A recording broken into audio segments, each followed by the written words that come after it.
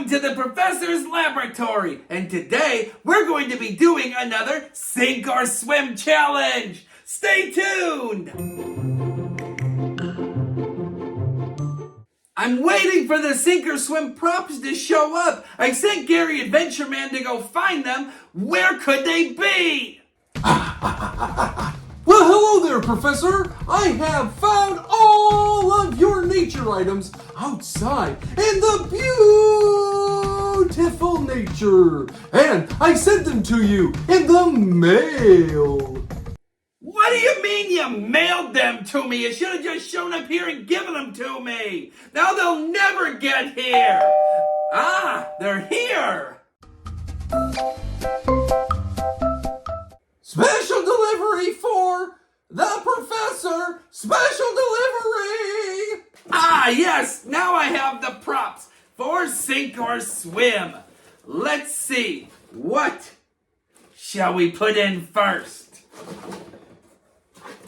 Ooh, it's a stick. Let's see if the stick will sink or swim.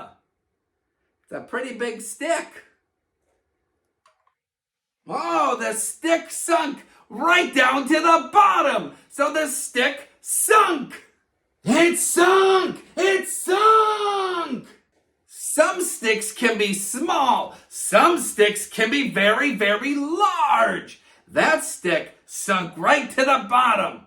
Well, let's see what we got next. Oh, speaking of big and small, I have a big pine cone here. Let's see if the big pine cone will sink or swim.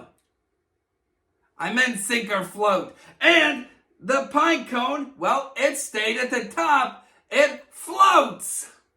Oh, it floated right to the top. Oh, there's another pine cone in here. But this is a little itty bitty baby pine cone.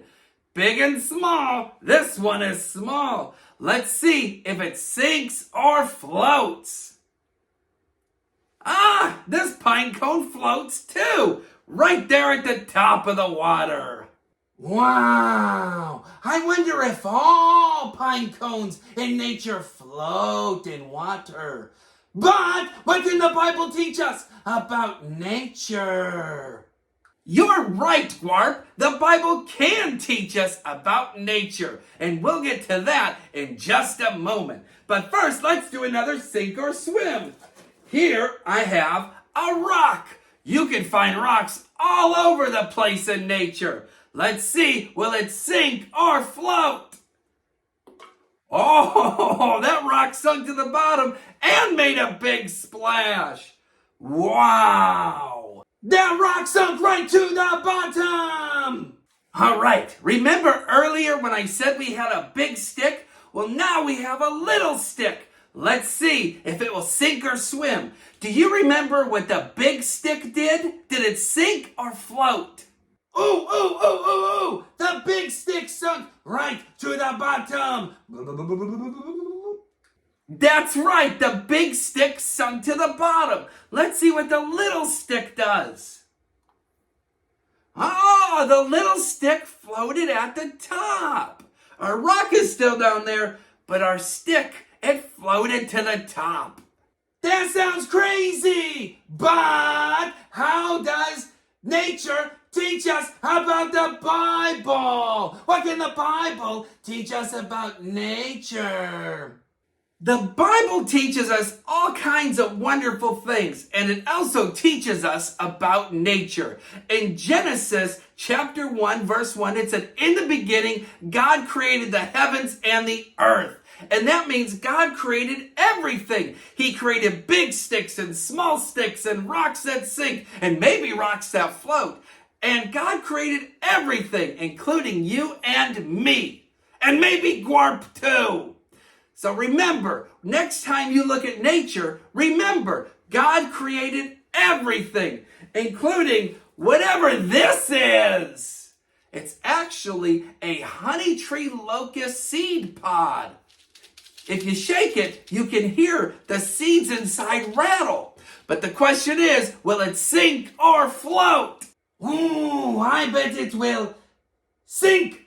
All right, now it's time to find out. Will the honey tree locust seed pod sink or float? It's almost bigger than the bowl. Here we go. Ooh, it kind of sinks, but then it goes right back up to the top. So I'm going to say that the honey seed locust pod floats. One more. I've got one last sink or float object in my nature box. And it is... it's very prickly. Very, very prickly. And it had a leaf stuck to it. It's this evergreen tree branch. It's very prickly and very spiky. But will it sink or float? Let's find out. 1, 2, 3. Put it in the water and it floats. It's right there at the top. Wow. Learning all about God's creation and nature is so much fun. I hope you had a lot of fun too. Can we do another sink or float? You'll have to come back here in the professor's laboratory next time when we do another sink or swim video. I look forward to seeing you very, very soon. Goodbye. I wonder if I could eat this. Probably not.